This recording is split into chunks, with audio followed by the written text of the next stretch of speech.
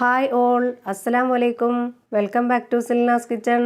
ഇന്നത്തെ റെസിപ്പി അടിപൊളി ടേസ്റ്റി ആയിട്ടുള്ള ഒരു പാൽപ്പത്തിരിയുടെ റെസിപ്പിയാണ്. ഈ ഒരു പാൽപ്പത്തിരി തയ്യാറാക്കി എടുത്തിട്ടുള്ളത് വെറൈറ്റി രുചിയിലാണ്. നല്ല ടേസ്റ്റി ആയിട്ടുള്ള ഈ ഒരു പാൽപ്പത്തിരിയുടെ റെസിപ്പി സ്കിപ്പ് ചെയ്യാതെ മുഴുവനായിട്ടും കണ്ടേക്കണേ. എന്നാൽ മാത്രമേ ഞാൻ ഈ റെസിപ്പി എങ്ങനെയാണ് തയ്യാറാക്കി എന്നുള്ളത് മനസ്സിലാവുള്ളൂ.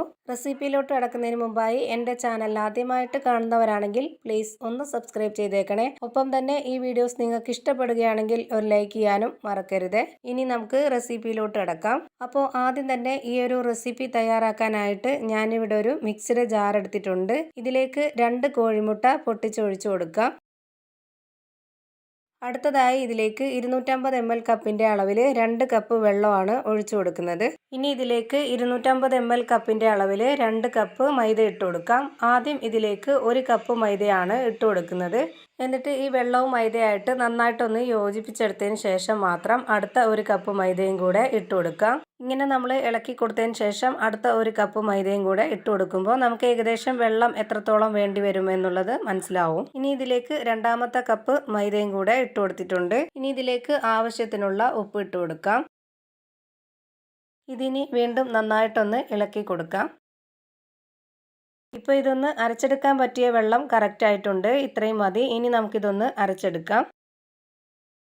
ഇപ്പോൾ ഇത് നന്നായിട്ട് അരച്ചെടുത്തിട്ടുണ്ട്. ഇനി അരച്ചെടുത്ത മിക്സ് ഒരു ബൗളിലേക്ക് ഒഴിച്ചു കൊടുക്കാം. ഇപ്പോൾ ഈ മാവ് അരച്ചെടുത്തിട്ടുള്ളത് ഇത്രയും ഒരു കട്ടിയിലാണ്. ഇത്രയും കട്ടി വേണ്ട, നമുക്ക് കുറച്ചുകൂടി വെള്ളം ഒഴിച്ചു കൊടുക്കണം. അപ്പോൾ അതിനായിട്ട് ഈ ഒരു ജാറിൽ തന്നെ കുറച്ച് വെള്ളം ഒഴിച്ചു കൊടുത്തിട്ട് നന്നായിട്ടൊന്ന് ഇളക്കിയതിന് ശേഷം ഈ ഒരു കപ്പിലേക്ക് അത് ഒഴിച്ചു കൊടുക്കുന്നുണ്ട്. ഇപ്പോൾ ഇതൊരു അരക്കപ്പുണ്ട്. ഈ ഒരു അരക്കപ്പ് വെള്ളവും കൂടെ ഇതിലേക്ക് ഒഴിച്ചു കൊടുക്കാം. ഇപ്പോൾ ഞാൻ എടുത്തിട്ടുള്ളത് 2 കപ്പ് മൈദയ്ക്ക് വേണ്ടി 2.5 കപ്പ് വെള്ളമാണ് മൊത്തത്തിൽ ഇതിലേക്ക് ചേർത്തിട്ടുള്ളത്. ഇപ്പോഴാണ് നമ്മുടെ മാവിന്റെ ഒരു പരുവം കറക്റ്റ് ആയിട്ട് കിട്ടിയിട്ടുള്ളത്. ഇത്രയും മതി. ഇനി നമുക്കിത് ചുട്ടെടുക്കാം. ഇപ്പോൾ ഈ മാവ് ഒഴിച്ച് ചുട്ടെടുക്കാനായിട്ട് ഞാനിവിടെ ഒരു പാൻ സ്റ്റൗവിലേക്ക് വെച്ച് ചൂടാക്കിയിട്ടുണ്ട്. ഇതിലേക്ക് ഒരു കയ്യിൽ മാവ് ഒഴിച്ചു കൊടുക്കാം. എന്നിട്ട് ഈ ഒരു കയ്യിൽ വെച്ചിട്ട് തന്നെ ഇത് നന്നായിട്ട് പരത്തി കൊടുക്കുന്നുണ്ട്. ഈ ഒരു വലിപ്പത്തിലാണ് ഇത് പരത്തിയെടുക്കുന്നത്. ഞാൻ ഈ മാവ് പരത്തി കൊടുക്കുമ്പോൾ തന്നെ നിങ്ങൾക്ക് ഇത് കാണുമ്പോൾ ഈ ഒരു മാവിന്റെ കറക്റ്റ് പരുവം മനസ്സിലാവുന്നുണ്ടാവും. ഇത്രയും നൈസ് ആയിട്ടുള്ള ഒരു മാവാണ് റെഡിയാക്കി എടുക്കേണ്ടത്. ഈ പാനിൽ മാവ് ഒഴിച്ചു കൊടുക്കുന്ന നേരത്ത് എണ്ണ സ്പ്രെഡ് ചെയ്തിട്ടുണ്ടായിരുന്നില്ല. അങ്ങനെ സ്പ്രെഡ് ചെയ്യേണ്ട ആവശ്യമില്ല. നമ്മളിത് മാവിൻ്റെ പുറത്തായിട്ട് ഞാൻ ഇതുപോലെ ഒന്ന് എണ്ണ സ്പ്രെഡ് ചെയ്ത് കൊടുക്കുന്നുണ്ട്. ഇനി ഇതൊന്ന് തിരിച്ചിട്ട് കൊടുക്കാം. എണ്ണ സ്പ്രെഡ് ചെയ്തതിന് ശേഷം ഇതുപോലെ ഒന്ന് തിരിച്ചിട്ട് കൊടുക്കുമ്പോഴത്തേക്ക് ആ ഭാഗം കാണാൻ ഒരു ഭംഗിയും ഒരു പ്രത്യേക ടേസ്റ്റൊക്കെ ആയിരിക്കും. ഇപ്പോൾ ഇത് വെന്ത് കിട്ടിയിട്ടുണ്ട്. ഇനി നമുക്കിത് എടുത്ത് മാറ്റാം. അടുത്തതായി വീണ്ടും ഇതിലേക്ക് ഒരു കയ്യിൽ മാവ് ഒഴിച്ചു കൊടുക്കുന്നുണ്ട്. എന്നിട്ട് നമുക്ക് ഇതുപോലെ തന്നെ എല്ലാ മാവിലും ചുട്ടെടുക്കാം. ഞാനിപ്പോൾ എല്ലാ മാവിലും ഇതേപോലെ തന്നെ ചുട്ടെടുത്തിട്ടുണ്ട്. ഇനി നമ്മുടെ ഈ ഒരു പാൽപ്പത്തിരിക്ക് വേണ്ടുന്ന പാലിൻ്റെ മിക്സ് റെഡിയാക്കി എടുക്കാനുണ്ട്. അതിനായിട്ട് ഞാനിവിടെ ഒരു മിക്സിയുടെ ജാർ എടുത്തിട്ടുണ്ട്. ഇതിലേക്കൊരു 4 കോഴിമുട്ട പൊട്ടിച്ചൊഴിച്ചു കൊടുക്കാം. അടുത്തതായി ഇതിലേക്ക് വേണ്ടത് മധുരത്തിന് ആവശ്യമായ പഞ്ചസാരയാണ്. ഞാനിപ്പോൾ ഇതിലേക്ക് ഇട്ട് കൊടുക്കുന്നത് 1/4 കപ്പ് അളവിലുള്ള പഞ്ചസാരയാണ്. ഇനി ഇതിലേക്ക് നല്ലൊരു മണത്തിന് വേണ്ടി ഒന്നുകിൽ വാനില എസൻസോ അല്ലാന്നുണ്ടെങ്കിൽ ഇതുപോലൊരു 4 ഏലക്കയും ഇട്ട് കൊടുക്കാം. ഇനി ഇതിലെ മധുരത്തിനെ ഒന്ന് ബാലൻസ് ചെയ്യാനായിട്ട് ഒരു നുള്ള് ഉപ്പിട്ട് കൊടുക്കാം. ഇനി ഇതിലേക്ക് വേണ്ടത് പാലാണ്. ഒട്ടും തന്നെ വെള്ളം ചേർക്കാത്ത നല്ല കട്ടിയുള്ള പശുവിൻ പാലാണ് ഇതിലേക്ക് ചേർത്ത് കൊടുക്കുന്നത്. ഞാനിപ്പോൾ ഇതിലേക്ക് 250 ml കപ്പിൻ്റെ അളവിൽ 2 കപ്പ് പാൽ ഒഴിച്ചു കൊടുത്തിട്ടുണ്ട്. ഇനി ഇതൊന്ന് അരച്ചെടുക്കാം. ഇനി അരച്ചെടുത്ത മിക്സ് ഒരു ബൗളിലേക്ക് ഒഴിച്ചു കൊടുക്കുന്നുണ്ട്. അങ്ങനെ ഇപ്പോൾ നമ്മുടെ പാലിൻ്റെ മിക്സും റെഡിയാക്കി എടുത്തിട്ടുണ്ട്. ഇനി അടുത്തതായി ഒരു കാര്യം കൂടി ചെയ്യാനുണ്ട്. അതിനായിട്ട് ഞാനിവിടെ ഒരു മിക്സിയുടെ ചെറിയ ജാർ എടുത്തിട്ടുണ്ട്. ഇതിലേക്ക് കുറച്ച് കപ്പലണ്ടിയാണ് ഇട്ട് കൊടുക്കുന്നത്. ഒരു 1/4 കപ്പ് അളവിലുള്ള കപ്പലണ്ടിയാണ് ഞാനിപ്പോൾ ഇതിലേക്ക് ഇട്ട് കൊടുത്തിട്ടുള്ളത്. ഇനി ഇതൊന്ന് പൊടിച്ചെടുക്കാം. ഇപ്പോൾ ഞാനിത് പൊടിച്ചെടുത്തിട്ടുണ്ട്. ഒരുപാട് നല്ല നൈസായിട്ടല്ല, കുറച്ച് കടിക്കാനൊക്കെ കിട്ടുന്ന ആ ഒരു രീതിയിലാണിത് പൊടിച്ചെടുത്തിട്ടുള്ളത്.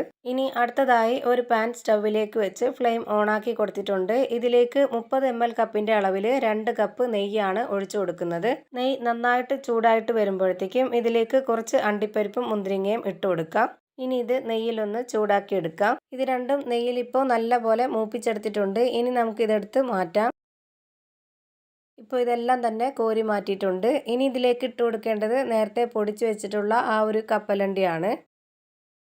ഈ കപ്പലണ്ടി ഇപ്പോൾ നെയ്യിലേക്ക് ഇട്ട് കൊടുത്തിട്ടുണ്ട്. ഇനി ഇതിലേക്ക് ഇട്ട് കൊടുക്കേണ്ടത് തേങ്ങയാണ്. 250 ml കപ്പിന്റെ അളവിൽ 1 കപ്പ് തേങ്ങ ചിരകിയതാണ് ഇതിലേക്ക് ഇട്ട് കൊടുത്തിട്ടുള്ളത്. ഇനി ഇതിലേക്ക് ഒരു 1/4 കപ്പ് അളവിൽ കൂടി പഞ്ചസാര ഇട്ട് കൊടുക്കാം. നേരത്തെ പാലിന്റെ മിക്സിലും മധുരം ഇട്ട് കൊടുത്തിട്ടുണ്ടായിരുന്നു 1/4 കപ്പ് അളവിൽ. ഇതും കൂടെ ചേർത്തിപ്പോൾ 1/2 കപ്പ് അളവിലാണ് മൊത്തത്തിൽ പഞ്ചസാര എടുത്തിട്ടുള്ളത്. നമ്മുടെ ആ ഒരു പാൽപത്രിയിൽ ഇതും കൂടെ ചേർത്ത് കൊടുക്കുമ്പോൾ ഒരു പ്രത്യേക ടേസ്റ്റ് ആണ്. അതിനാണ് ഇങ്ങനെ ചെയ്യുന്നത്.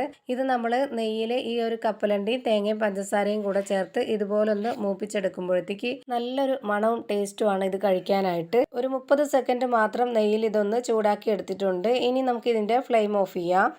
അടുത്തതായി ഞാനിത് സെറ്റ് ചെയ്യാനായിട്ട് എടുത്തിട്ടുള്ളത് കേക്കിന്റെ മൗൾഡാണ്. ഇതിൽ ഞാനിപ്പോൾ നെയ്യ് സ്പ്രെഡ് ചെയ്ത് വെച്ചിട്ടുണ്ട്. ഇനി ഇതിലേക്ക് ഒരു കയ്യിൽ പാലിന്റെ മിക്സ് ഒഴിച്ചു കൊടുക്കാം. ഇനി നമ്മൾ നേരത്തെ ചുട്ടു വെച്ചത് ഇതിന് മുകളിലേക്ക് ഒരെണ്ണം വെച്ചു കൊടുക്കാം. എന്നിട്ട് ഇതിന് മുകളിലേക്ക് നേരത്തെ റെഡിയാക്കി വെച്ചിരുന്ന ആ ഒരു തേങ്ങ കപ്പലണ്ടി മിക്സ് ഇതിന് മുകളിലേക്ക് ഇട്ട് കൊടുക്കാം. എന്നിട്ട് വീണ്ടും ഇതിന് മുകളിലേക്ക് ഒരെണ്ണം കൂടി വെച്ച് കൊടുത്തിട്ട് ഇതിന് മുകളിലേക്കായിട്ട് കുറച്ച് പാൽ കൂടെ ഒഴിച്ചു കൊടുത്തിട്ട് വീണ്ടും ആ ഒരു കപ്പലണ്ടി മിക്സ് ഇട്ട് കൊടുക്കാം. ഇതേപോലെ തന്നെ മുഴുവനും സെറ്റ് ചെയ്ത് വെക്കാം. വളരെ സിമ്പിൾ ആയിട്ട് തന്നെ പെട്ടെന്ന് ചെയ്തെടുക്കാൻ പറ്റിയ നല്ല ടേസ്റ്റി ആയിട്ടുള്ള ഒരു റെസിപ്പിയാണിത്. ഇതേപോലെ ഞാനിപ്പോൾ എല്ലാം സെറ്റ് ചെയ്ത് വെച്ചതിന് ശേഷം ലാസ്റ്റ് ആയിട്ടുള്ള ആ ഒരു പാലിന്റെ മിക്സും കൂടി ഇതിലേക്ക് ഒഴിച്ചു കൊടുത്തിട്ട് വീണ്ടും ഇതിന് മുകളിലേക്ക് ആ ഒരു കപ്പലണ്ടി തേങ്ങാ മിക്സ് കൂടി ഇട്ട് കൊടുത്തതിന് ശേഷം അണ്ടിപ്പരിപ്പും മുന്തിരിയും കൂടെ ഇട്ട് കൊടുക്കുന്നുണ്ട്. ഇപ്പോൾ ഇതെല്ലാം നല്ലപോലെ സെറ്റാക്കി എടുത്തിട്ടുണ്ട്. ഇനി നമുക്ക് ഇതൊന്ന് വേവിച്ചെടുക്കണം. നമ്മുടെ കേക്കൊക്കെ വേവിക്കുന്ന അതേപോലെ തന്നെയാണ് ഇതും വേവിച്ചെടുക്കുന്നത്. ഞാനിപ്പോൾ ഇത് വേവിച്ചെടുക്കാനായിട്ട് ഒരു അലുമിനിയത്തിന്റെ പാത്രമാണ് എടുത്തിട്ടുള്ളത്. ഇതിനുള്ളിലേക്ക് ഒരു റിങ് ഇറക്കി വെച്ച് കൊടുത്തതിന് ശേഷം ഈ ഒരു മൗൾഡ് കൂടി ഇറക്കി വെച്ച് കൊടുക്കുന്നുണ്ട്. ഇനി ഇതൊന്ന് അടച്ചു വെച്ച് വേവിച്ചെടുക്കാം. ഇതിപ്പോൾ ഞാനൊരു മീഡിയം ഫ്ലെയിമിലിട്ടിട്ടാണ് വേവിച്ചെടുക്കുന്നത്. ഒരു 20 മിനിറ്റ് നേരം ഞാനിപ്പോൾ ഇത് വേവിച്ചെടുത്തിട്ടുണ്ട്. ഇപ്പോൾ ഇത് നല്ല പോലെ വെന്ത് കിട്ടിയിട്ടുണ്ട്. ഇനി ഞാനിതൊരു പാത്രത്തിലേക്ക് മാറ്റുന്നുണ്ട്. ഇപ്പോൾ ഇതാ നല്ല ടേസ്റ്റി ആയിട്ടുള്ള ഒരു അടിപൊളി പാൽപത്തിരി റെസിപ്പി ഇവിടെ റെഡി ആയിട്ടുണ്ട്. ഇത് ഉണ്ടാക്കി കഴിച്ചവർക്കൊക്കെ അറിയാൻ പറ്റും ഇതിൻ്റെ ആ ഒരു ടേസ്റ്റ്.